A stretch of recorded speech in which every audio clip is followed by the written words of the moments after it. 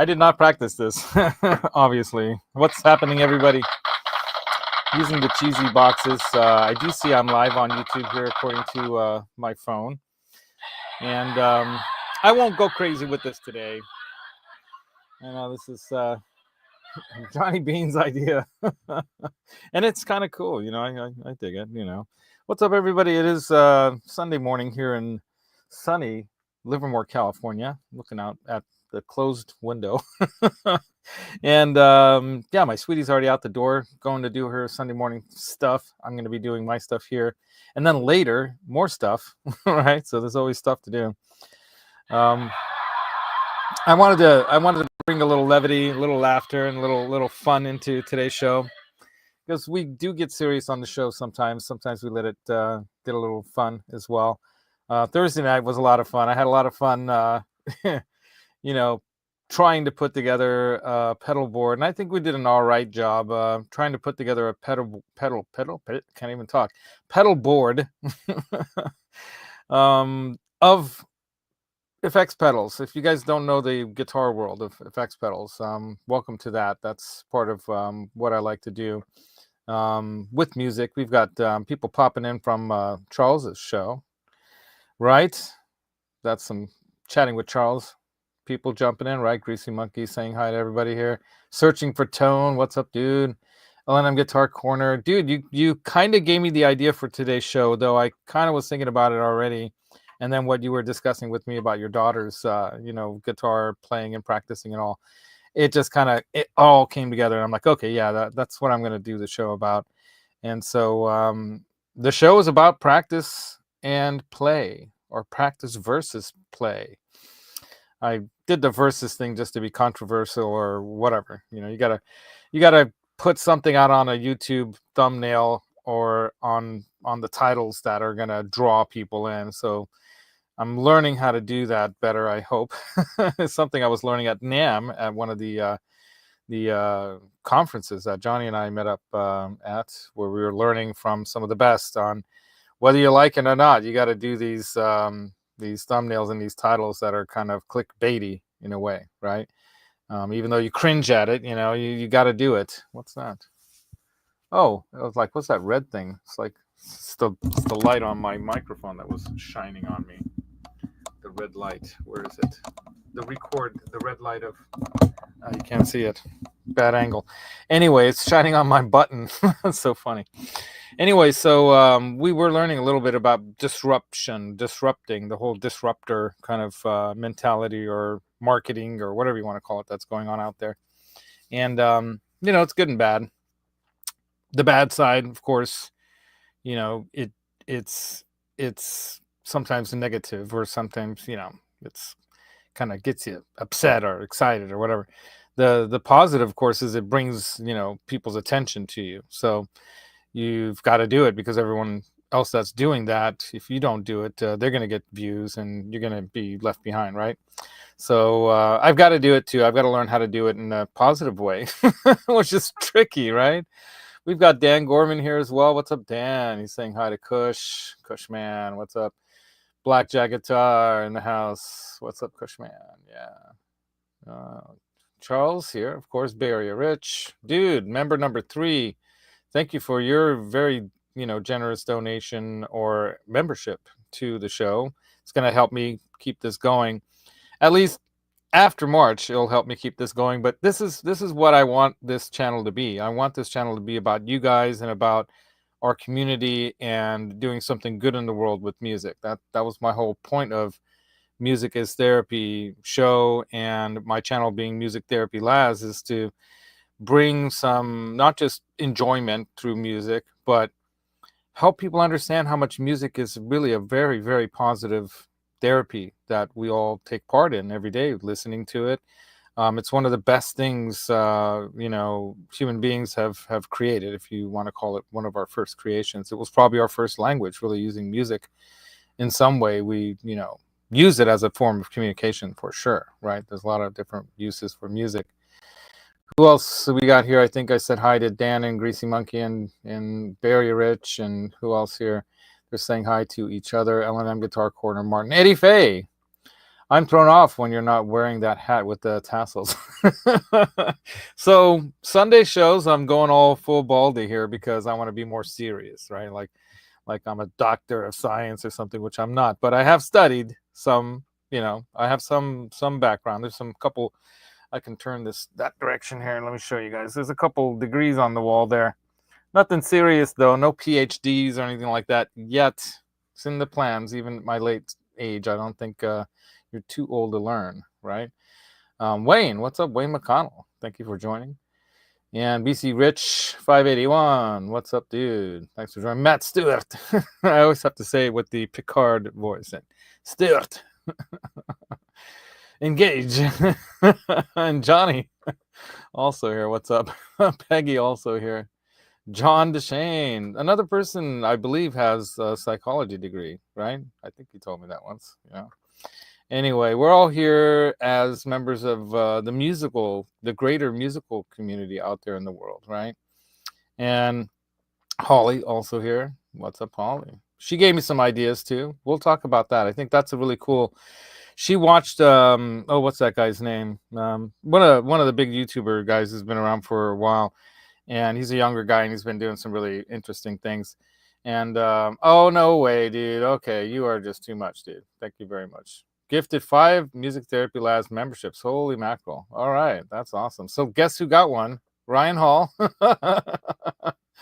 Right on, man. That's so cool, dude. That's the greatest thing to do. And there are some, very inexpensive tiers to this, you guys. If you want to do the membership, by the way, 99 cents gets you in. And then you've got the $2.99 and $4.99 and $9.99. So I've got 4 tiers right now. I've got the what did I call them? I think the first one is donor, second one is associate, then partner, and then benefactor. Because I'm trying to think of if it was like a doctor office or some kind of a doctor related kind of psych kind of thing. You've got your donor, they're going to donate some money. Then you got associates that work with you, right? And then you've got partners who work with you but are a bigger piece of the action. And then you've got benefactor. Benefactor, of course, it's like somebody like Hobo Roadie who's benefacting and being a membership member as well as a donor. I think actually, yeah, is he at a donor level? I don't know. It doesn't really matter. He's given me many things to put on the show. So yeah, super cool, you guys. And Holly's one too. Look at that. Isn't that cool? Thank you, Searching for Tone. By the way, Searching for Tone, that guy's show. That's so fun, dude. What you're doing is similar to kind of what I had in mind too, but I didn't want to just go after just demoing stuff. And I think it's really cool that you're doing that. I wanted to get more deep on the psych level of stuff, like on this channel here, right? On this show, that is. And then not as organized as you, obviously, when it comes to putting the shows together for demoing stuff. But hey, maybe someday, right? Anyway, so today's show, practice versus play. You guys have any thoughts on this? I did do my research, as I always do. And if you ever see my descriptions, does anyone in here read my... All right, people in the chat, put in the chat, yes or no. Have you read my descriptions, or do you ever read them?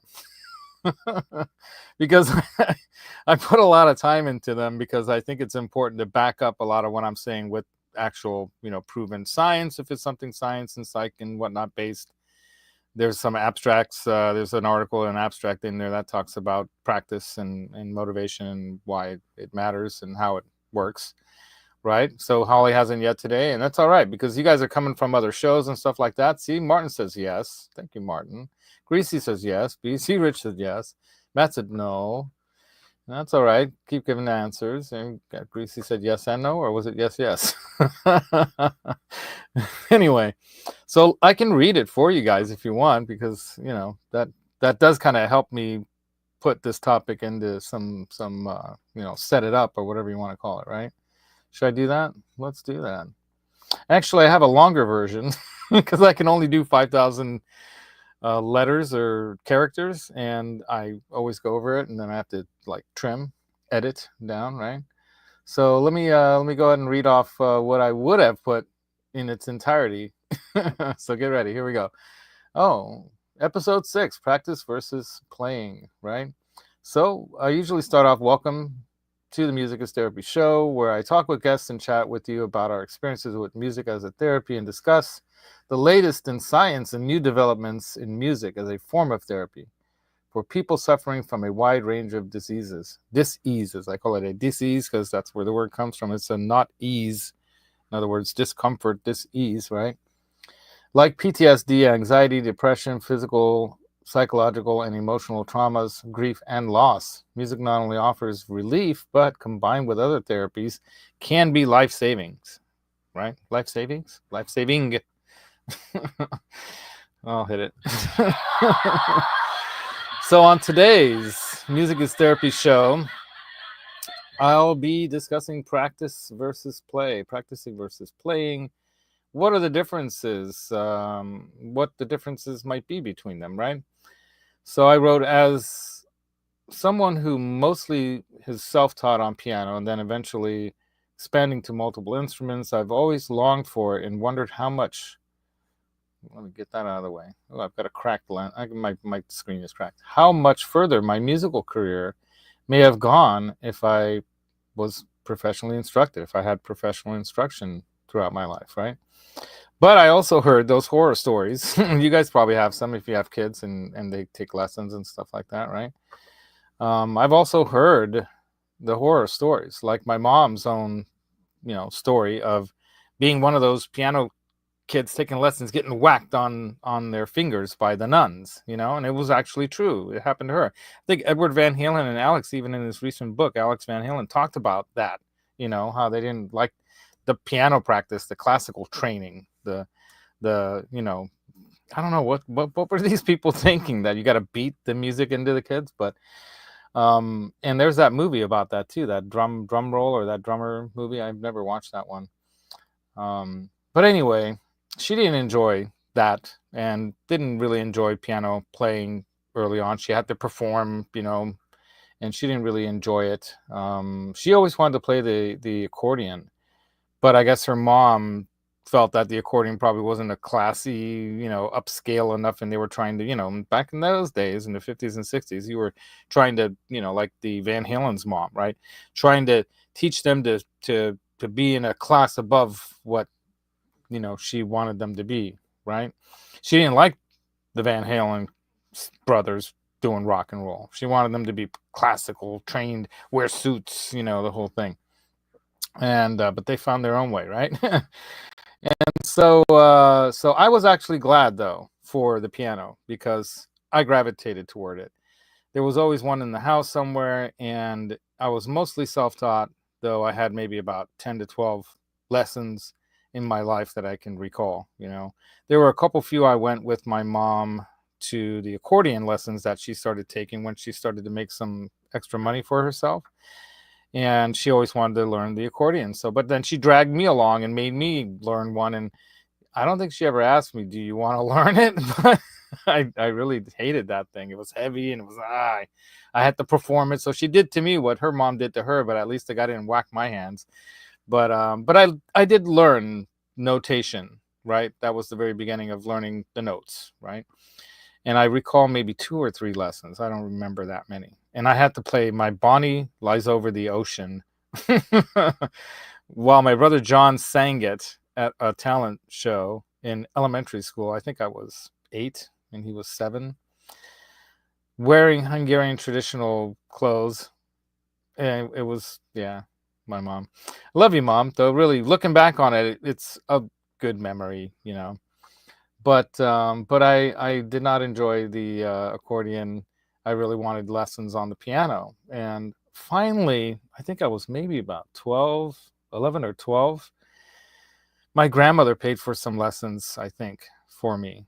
And I went to 2 or 3 lessons. And then I guess the money stopped, because maybe someone found out, Grandma's paying for your lessons. Why is she paying for your lessons? And then the other cousins and aunts and uncles are upset, why does Laszlo get this special treatment from Grandma, or whatever.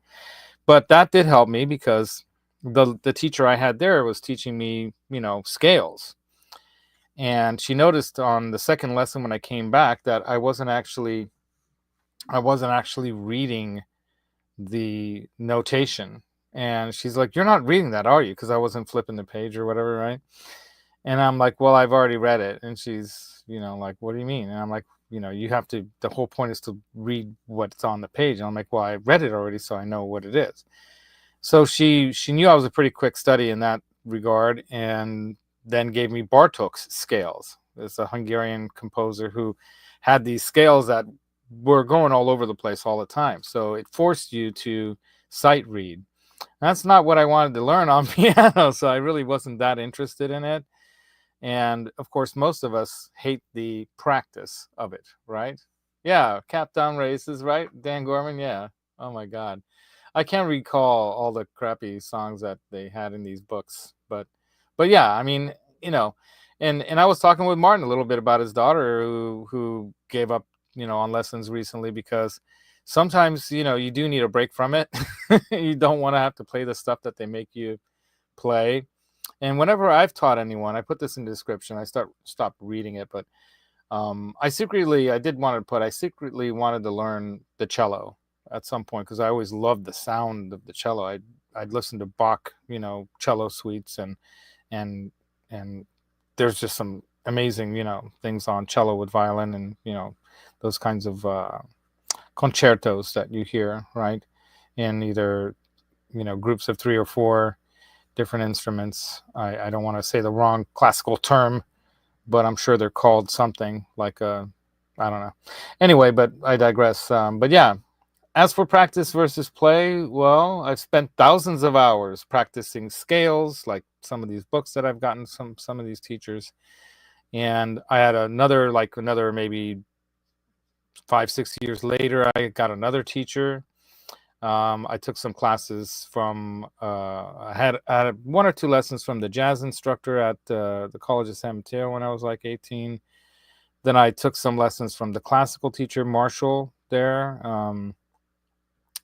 And he was really great. I heard he passed away a little while back, but um, very, very good classical teacher. And I really enjoyed his lessons, but couldn't afford to keep those going either. I actually did some work at his house to pay for some of the lessons that my grandmother didn't pay for, because again, she was always my champion, supporting me, and she was the one who co-signed for me on my first keyboard that I bought at Guitar Center, right? So she was always my champion. But I know she hasn't given up yet, right? And that's the whole thing, is that just because, that's the whole point I wanted to make here too on the show, is that just because you quit taking lessons doesn't mean that you're quitting or something. It might be that you need to take a break from it because of other things, other priorities, or you just want to kind of absorb what you learned so far and go at your own pace, kind of thing. This is something that my wife, who works in a Montessori school, they they they have that in the mantra. The Montessori method is all about trying to help the child reach their full potential, reach their full potential. And the way to do that is to encourage them and let them build confidence as they learn, and not push things on them. Because when you push things on them to make them learn things, then you turn them off from it. You don't allow them to develop their own fascination and excitement for the instrument or whatever it is that they're learning. And next thing you know, they're just walking away from it, right? How many times have that happened to you in some aspect in life, right? So I talk about that, yeah. And then, these exercises I learned back then were great. They strengthened my hands. They taught me how to play the piano with rhythm and dynamics that I may never have developed on my own. And of course, I applied what I learned on the piano onto guitar, bass, and drums. You learn rhythm, syncopation. There are these lessons that you can learn from classical training, that really, whatever instrument you're going to be learning it on, it'll transfer from another instrument to another as well, right? Yeah, don't you love that style of teaching, Holly? Isn't that the way all schools should be taught, right? It shouldn't be graded by age. It should be graded by where you're at, and and and instead of giving stars and giving things for you reach some goal or achieve something, it's about learning, and you move from one teaching lesson to another. There isn't like this, you get a happy star now because you did good, because what if you you're not doing as good as the other kids, and everyone's competing in a negative way sometimes. And instead of helping each other, in the Montessori system, the kids are all together at a number of different ages, from age 2 on up to 6. And the older ones learn to teach the younger ones the things that they've already learned how to do, but they're also learning things themselves. And so it's a much, I think a much better way of teaching or learning, right? Um, yeah. Yeah. You guys are talking about that. Yeah. Right. So what else did I write here in my description? So yeah, I would never tell anyone not to take lessons then, of course, because in my opinion, a good teacher, good is a key one there, will take you much further along than you can get on your own. I know this from my own experience, like I'm saying here. However, I also think it's very important to have good teachers and to practice to play. Okay. And that's a key thing. In other words, the playfulness or the playing of music is what I find most enjoyable and what I most try to teach others when they ask me, to show them how to play something or teach them guitar or bass or whatever. And I'm not just talking about noodling around, right? I'm talking about actually playing a piece of music from beginning to end, learning the parts of the song, right? I was teaching my wife yesterday or day before yesterday. I was teaching her in the evening to play for Elise again because she stopped playing the piano for a while. And I have one set up outside now so she can play out there and I can play in here. A little keyboard. And she's forgotten a lot of stuff, but it came back pretty quick. But I was trying to tell her that this time, honey, please let me teach you some things. Don't just have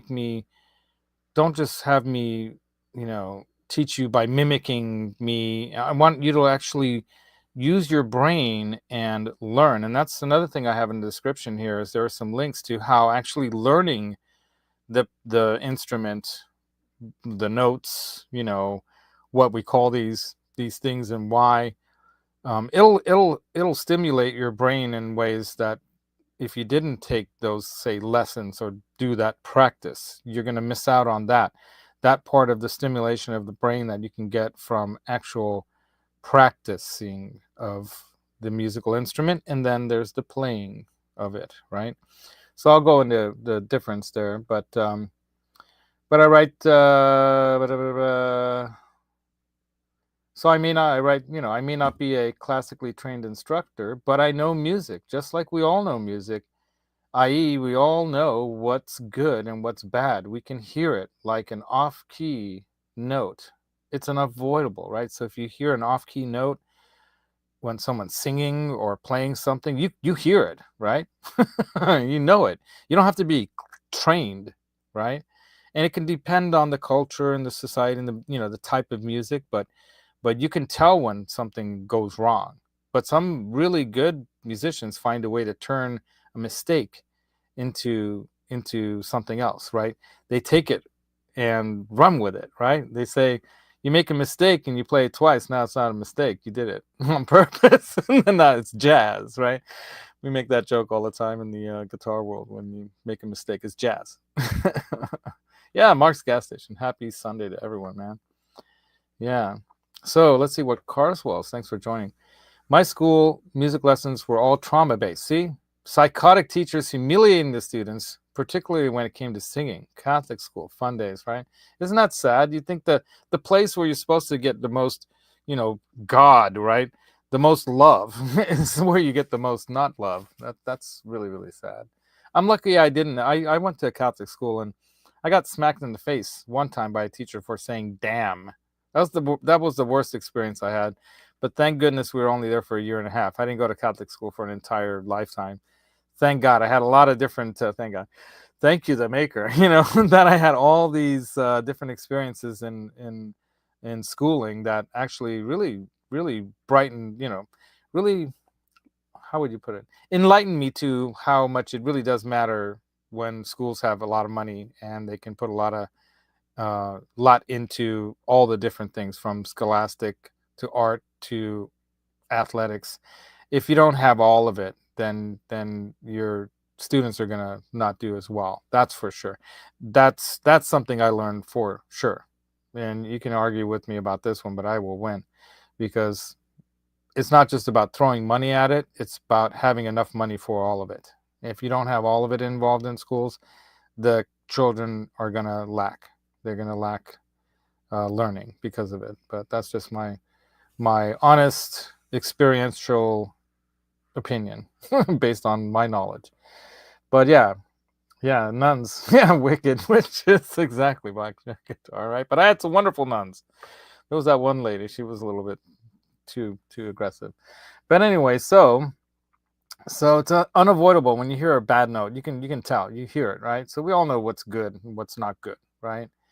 And then there's different levels of that. So I say, and yes, it takes practice to become good enough to be able to express yourself through music the way you'd want to have it expressed, right? Just like it would be if you're writing a letter or making a speech or designing a building or fixing a car or software programmer or whatever you do. It takes learning and practice before you can actually perform or execute something that we would all call, valuable, or something we'd say, oh yeah, I appreciate that, I value that, right?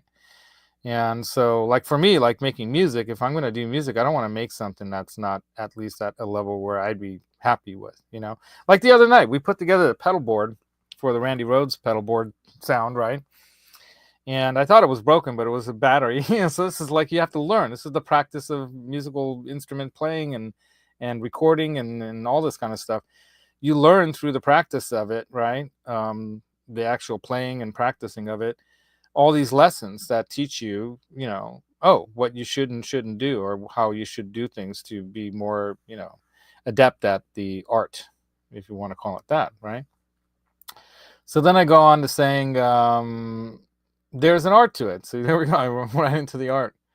The it that some people say others or people out there are born with, I don't honestly believe that. I believe that this can be developed. Not everyone may have born ability, because there's got to be some genetics and heredity and even the community. So the nurture and the nature combined, right, will develop into you the skill sometimes that some people see as, oh, he's born that way.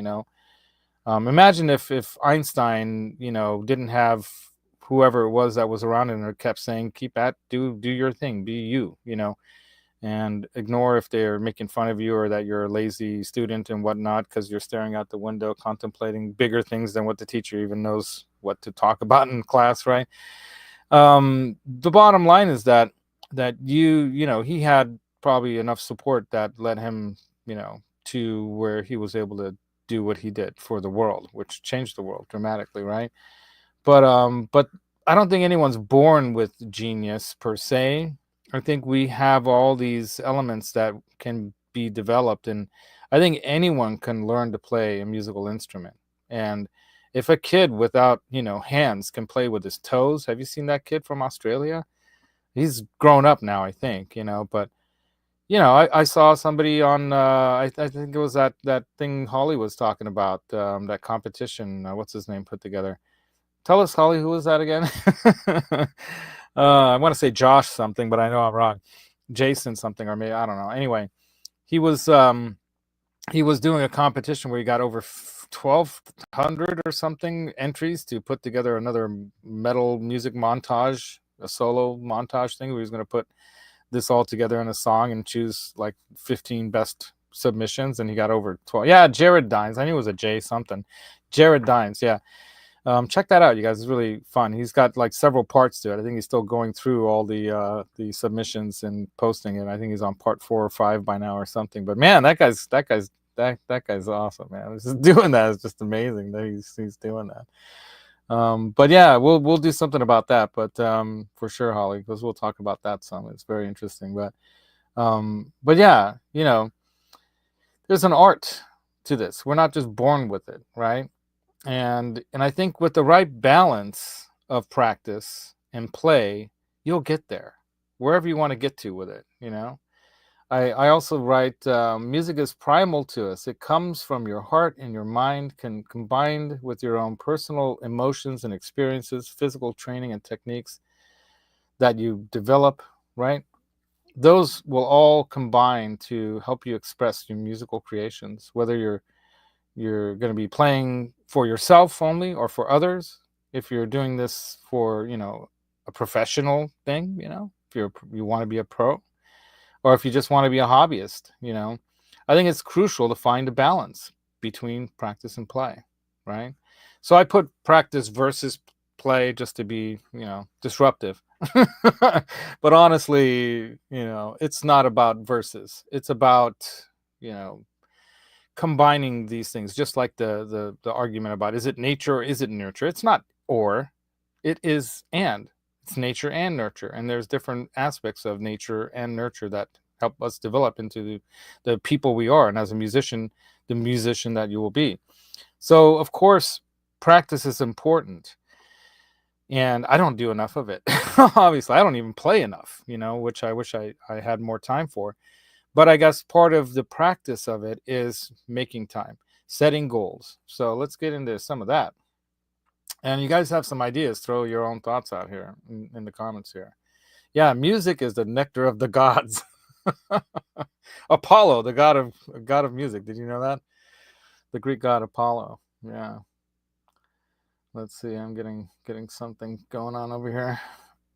Oh, we're going to be starting up the new Memorex thing too. So my friends, many friends, that I'm going to be collaborating with again here in the East Bay, in the Tri-Valley area, Dublin, Danville area. We've got another show set up for sometime in later part of the late summer, early fall, and we're going to be practicing and putting these covers and music together for that performance at another bar or something at Gallagher's again. We might do another place or two. Would be fun. And so I've got to practice those songs. As a matter of fact, I have to practice a number of piano pieces that I'm going to be playing at my sister-in-law's father's memorial service. So you've got, you don't want to get up there just hope you can play it. You've got to practice these things if you want to do them well, but you got to also have fun with it, enjoy it, So you've had no idea how hard to know, when someone mentioned the ease of the gene. Yeah, right? Yeah, Mozart. Didn't Mozart say, "You've no idea how hard I have to work," when someone mentioned the ease of his genius, right? Isn't it interesting how we'll say that about in sports too? Like we'll see that guy's like, "Man, that guy's such a natural talent." No, he didn't pop out of the womb hitting that baseball like that. Or shoot the hoops like that, or flip in the air like that, No, it takes hours and hours and hours. I mean, years sometimes to develop to the point where you can accomplish these great feats, right? We sometimes undermine, this almost as if you just born gift kind of stuff. That's just so false. That's like not true, right? So realizing that you need to have some practice to get good at something, is very important, and to know to do it, right? Yeah, very, very true. Thanks for sharing that, man. So what else did I write here? What else did I put together for you guys? I have a lot. Put together a lot. Where is it? I have notes, you guys. I don't know if you know, but when you do these shows, you want to take it seriously, and especially now that I'm monetized and all. By the way, join as members if you can. Holly's a new member. Thank you very much for searching for tone. So I have this, look, it's how I do it. In my phone, I have my MITS, my Music is Therapy show notes, and then I, put all this stuff in there. So let's see, what else did I put? So according to, I believe it's AI on Google, right? Practice is the process of getting closer to achieving your musical goals. When we practice, we take elements of our playing that we find difficult and play them carefully until they are easy. Once what you are practicing becomes second nature, playing your instrument becomes a lot of fun. Yeah. And that's kind of like what Martin's daughter's going through. Sometimes it's hard. Fingers hurt. But when you're playing guitar, right? And sometimes you have to play things you don't necessarily maybe want to play, but you've got to go at it, right? You got to keep at it if you want to get better. And sometimes you just want to stop. I even told my wife at one point yesterday, she kept at it. She was kind of getting frustrated. I'm like, honey, you need to take a break, step away, listen to the song in your head, sing it to yourself in your head or sing it out loud, and then go back to it. Remember that this is supposed to be fun too. And remember, you're supposed to be playing the instrument, right? You should be playing. And then she went back to it, and then boom, it was coming together more easily, because you'll get stressed that it's not, I can't do it, I'm not doing it right, and then you start all those negative voice systems coming at you, like like they matter, which they don't. Sometimes it does, but usually it doesn't, right? So do hearts help? Hearts are always helpful, Holly. Put hearts. I can't see them because I don't have multiple screens set up yet, but pretty soon, you guys, this is gonna get moved that direction. This whole desk is gonna go over there. That couch is gonna go over here, and then we're gonna have more space to, I think, move around in front of the amps and stuff, with the couch to sit on to play and all this kind of. It should be great. It's gonna be way better. But I'm getting close to, not close to done, but I'd say I'm about halfway done with the custom window shades that we're making with my mom to sound deaden the window there. And you'll see once I'm done with it what I did. It's pretty cool. As a matter of fact, I shot a video for members only. I'll be posting that video, and I'll make a short and then post a video for members that show me working on it, or talking about what I'm working on anyway. So you'll see. So yeah, it's just soothing to listen to. Wow. What are you guys talking about? Who are you guys talking about? Anyway, I hope I'm soothing to listen to. Anyway, yeah. Moms come first, Ryan. You do your thing. It's okay. Yeah, it's all right. Sing to her. Does she like your singing, Ryan? Because I can't imagine she doesn't. Oh, here's one of my other favorite YouTuber dudes, Glenn. That is a joke. He's usually not wrong, but Henning likes to mess with him. And that's Henning Pauly's idea of something funny. If you hadn't noticed, in the music community that we're in, we do make we try to keep the ego down, because we all have egos, by messing with each other a lot. And some people have thinner skin than others. I have a very thick skin. I it's not like I don't have an ego, but I try not to let it get to me. Anyway, so what does AI continue to say here about it?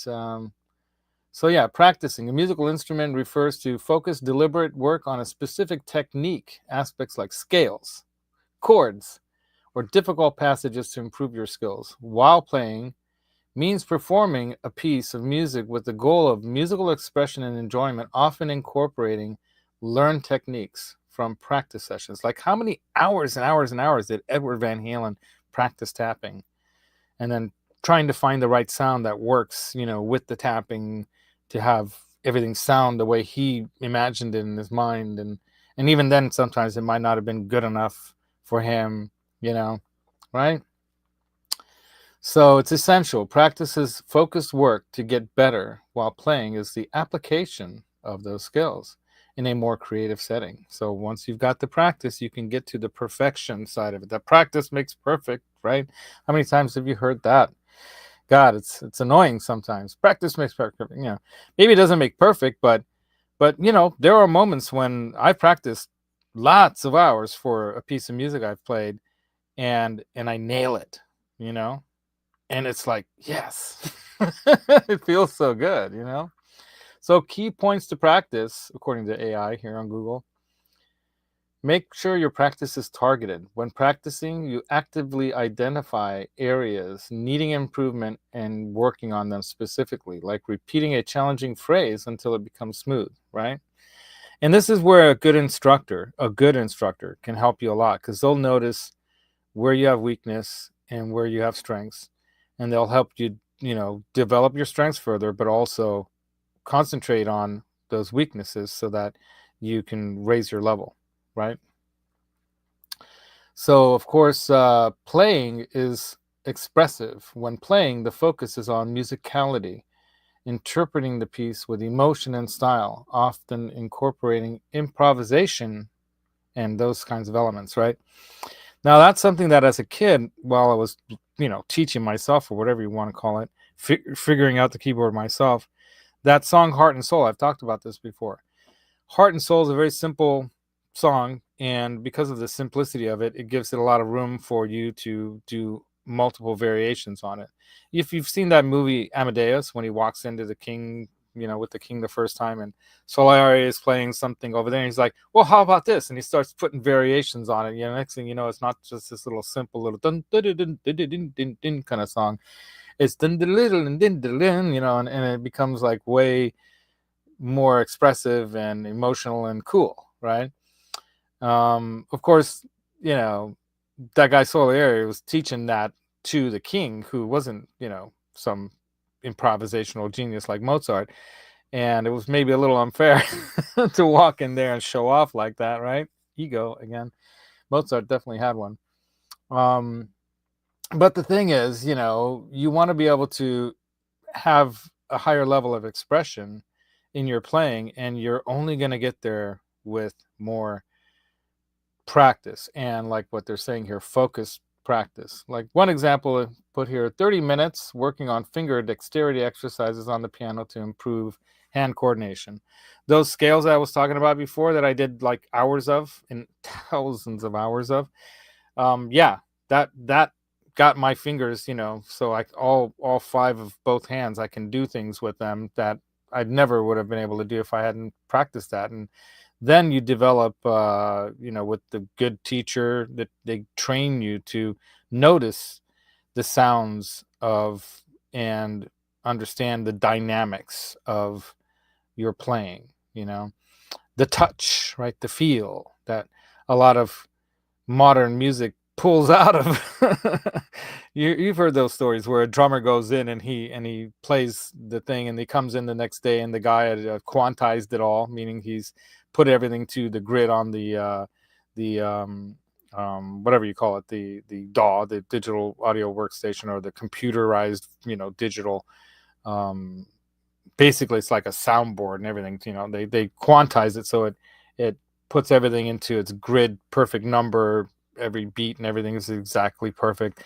And he's like, what the hell did you do my drum track here? You ruined it. And he's like, what do you mean? I got it, everything's perfect. And he's like, no, the feel is gone, dude. I mean, where's the feel? It's just like, sounds like a machine now. It's like there's no feel, and the feel is something that you develop as you get better.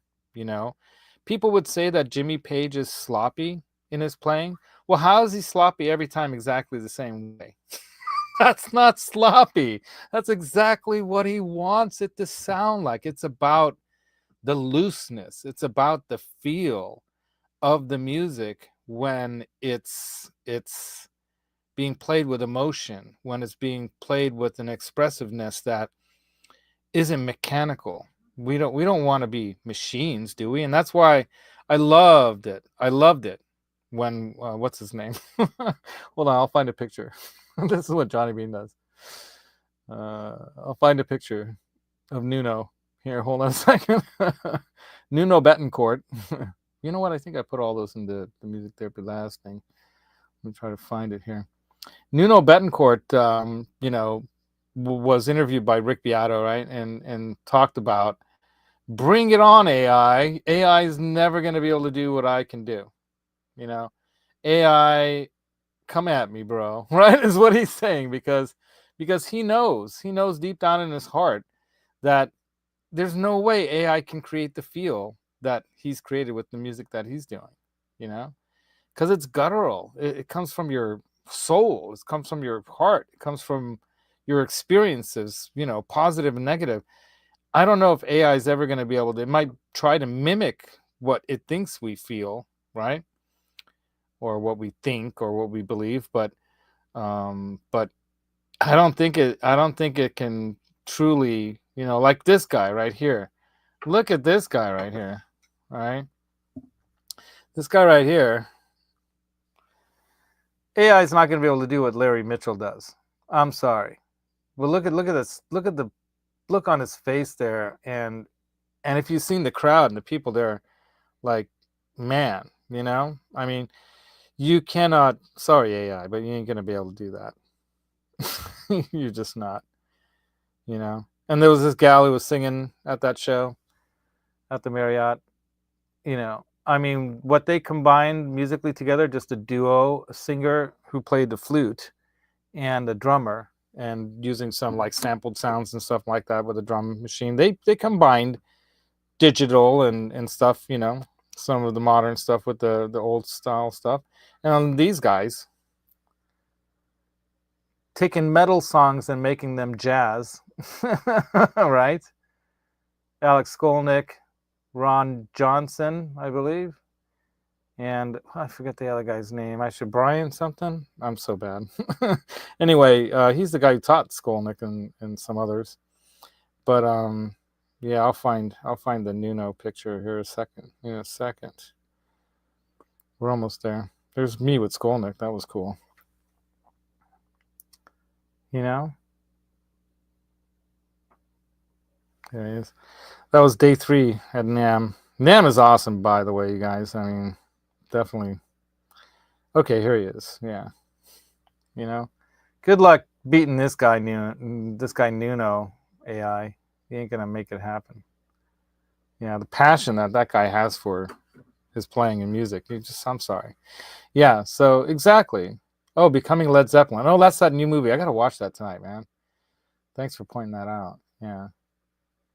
I've seen that back when I was a teenager. I should watch that one again too, right? Yeah, let's hope that AI won't become self-aware, develop consciousness, and have a soul. Well, we'll see. I mean, I don't know.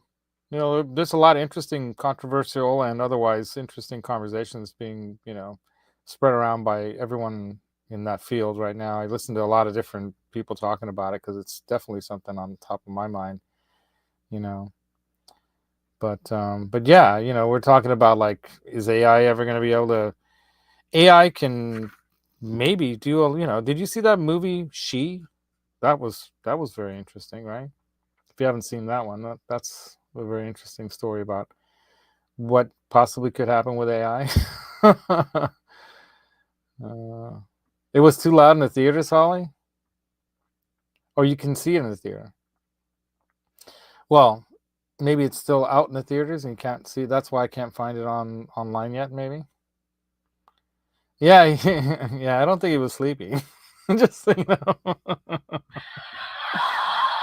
Hey, Johnny B from the cafe. Dude, I'm going solo again today. Right on, man. Right on. From the cafe. What do you have at the cafe, dude? What's everybody eating? I had a lovely breakfast. My sweetie made it for me. Yeah, we'll see,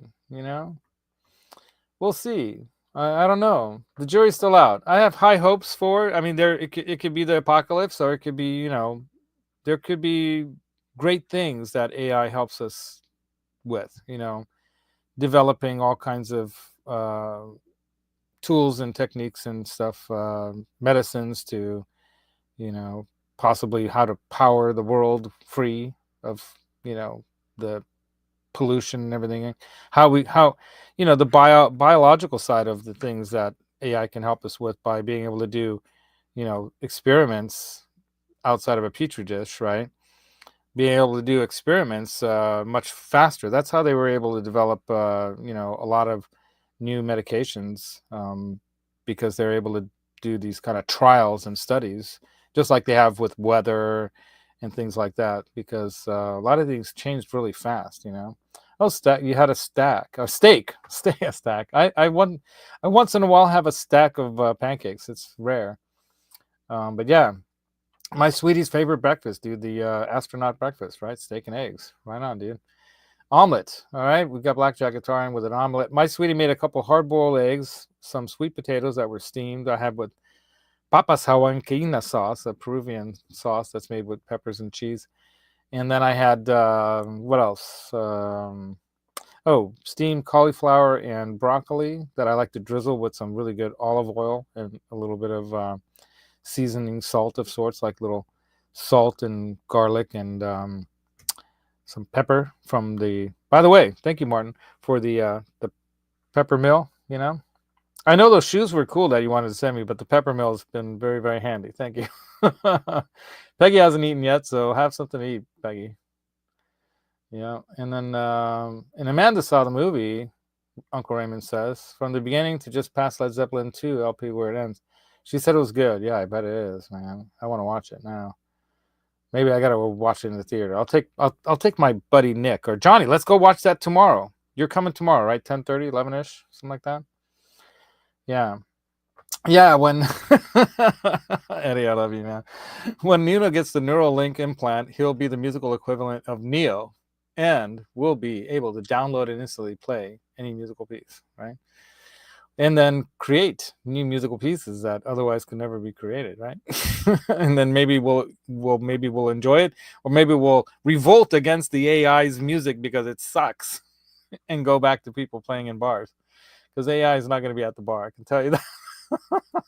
Or maybe AI, robots or she bots and boy bots or whatever you want to call them are going to be at the bar, and you won't even know the difference between the real and the not real anymore. And will it even matter, right? Oh my God, we're getting way off the tangent here, but back to practice and play, so we can end it. We're getting near the end of the show. I think that it's not necessarily, nurture or nature or practice or play. You can't just noodle all the time. You'll get nowhere like me on guitar. You're just noodling and messing around all the time, not really playing. The most I get a chance to play, I play to music sometimes, and then sometimes I'll just sit down with my classical in the living room and just, noodle around a little bit. But I like creating a song. I'll take, like Johnny does too, most musicians do this. Something grabs their ear, and then I like to take that and develop it. Like I was telling Brent before, my buddy, Octopus Ears, some of us know him as Octopus Ears, some of us know him as General Admission, only a few. And most of us may remember him as Magic Man, and he's now back as Magic Man. My buddy Brent, who, he's got a lot of talent in many different, aspects of life. Talented chef. I think he's a good speaker. He's got a great voice, and he's very eloquent and thoughtful in what he has to say when he's on the show, or whenever we hang out. And he can play golf, and of course guitar. And thanks so much, Charles. Take off, dude. Take off, you hoser. Even though he's not Canadian. But Brent, again, somebody who will develop, he'll like have a lick or an idea, and I'm like, dude, let's develop a song off that. I think more of like I was telling Johnny, I want to be a producer of music. Not that I am, but I have produced some music, but nothing notable at all. Just stuff that I had and stuff that I have, and there's stuff in my head that I want to produce. But I think of the whole song. I think of the whole band or parts into it, or what can we introduce into it to make it interesting or different. I have such an eclectic style or eclectic taste for music, not just style. I like so many different kinds of music, and I try to incorporate those into my musical playing or creating, depending on the style of what I'm creating, what that might be. So I think that's an important part of the playing, right? And then the practicing can be everything from listening to and listening for certain things when you're listening to music. I was pointing that stuff out to my sweetie when I was teaching her on the piano. I'm like, notice the patterns, honey. Did you notice that this key that you're playing and this key that you're playing here are the same note? And one's just one lower than the other one by 8, meaning an octave. So I was starting to teach her, this is an octave. Here's your third. Here's your fifth, right? Here's, what those sound together or separate when you play the third and the fifth together, or the first and the third together, or the first and the fifth together, or the the 8 and the 5 together, and how they sound, and how they sound in combination when you arpeggiate or play, roll through them, how picking different ones make a song. And I was teaching her on Fur Elise is an excellent song for something like that, because it's a very teachable song. It's not that hard, and it has all those elements. It combines major and minor scale in a very beautiful way. And I was teaching her, notice how almost every one of these notes that you're playing, they may seem all different, but they're actually just in different places at different times, right? And most of the notes are the same ones. You're almost playing this thing. There's like maybe 7 or 8 notes in the whole song, or maybe 9, right? If you think about it, it's like, how many notes are in that song? That'd be interesting to, like, in the first part, right? There's only so many notes that you have to play, but so it's not really that complicated. Where the complexity comes is how they're in what kind of patterns. And I told her, okay, notice this pattern, and this pattern repeats after that pattern. It's the same pattern, but in a different position. So your position is just moving from one key to another key. In other words, are you in A, or are you in G, or are you in E, or are you in D, or whatever, And so I started to teach her. She was getting a little overwhelmed, I was trying to teach her, like, okay, we'll leave, some of this stuff for next lesson. We'll let this absorb into you, but try to recognize the patterns and how they relate to the key that you're in. So I taught her the key of A and the key of E, minor and major. So A minor and E major, because the first part of Fur Elise is basically those two keys, right? And those are where the chords are built off of, and the patterns of, the melodies are built off of those chords. So I taught her the 1, the 3, and the 5, and how those in relation to each other, how you're playing the notes in time, right? That creates the melody. And if you know I told you, if you know what your dominant key signature, the dominant key of the song is, that's what you see on notation at the beginning, right? Tells you you're an A. you know this is going to be basically a song in A major or A minor, and everything else is developed off of that. And that's when you start to get into, like, the circle of fifths and other relative major and minor keys. And this is, now we're getting into deeper, musical learning, deeper, I guess what they would, call theory. But it's not theory, it's practice too. It's not just a theory of music, it's music theory. It's music practice. This is the practice of music, and people have written it down so others can practice it. I think it's weird to call it theory because it's not just a theory anymore. It is an actual practice, right? So the practicing of music and the playing of music, and you need both, right? So that's where we're at for the end of this show, you guys. I hope you guys enjoyed it. The Van Halens in 1984 were recorded in the 50s, or if you can tolerate spicy topics in YouTube subsequence, the indiscernible, whether it's AI or human spoofing music. Yeah. And that's what's fun about that too. And I think we're going to have a lot of fun with AI. AI is going to give us a lot of fun and laughter too, especially during a time when we're having all kinds of other crap going on in the world, right? So, Magic Man, you woke up late today. Let me see what you have right here. Okay, man, I woke up late today. Gonna have to catch the replay. Yeah, right on. Thanks, dude. An old basketball coach used to tell me, practice doesn't make perfect. Perfect practice makes perfect, right?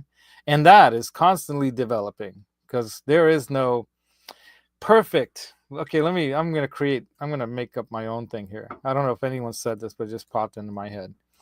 Perfect is relative to the moment in time you're in, because you can have a perfect moment. Can you ever reproduce it? Maybe. Is there a perfect place in your mind that you like to go to? Is there a perfect song? I mean, there might be many different versions of perfection, right? There is no one perfect. I think it's a relative thing. It's subjective to each person, right? Because of your own experiences in life, what perfect is, right? So find your own perfect, man. Get out there and practice and play and enjoy your day. Thank you guys for coming. I'm going to hit the old the old clapping thing. I'm going to clap for myself here. And I'm going to sign off, you guys. Thanks again for coming. And hit me up if you want to.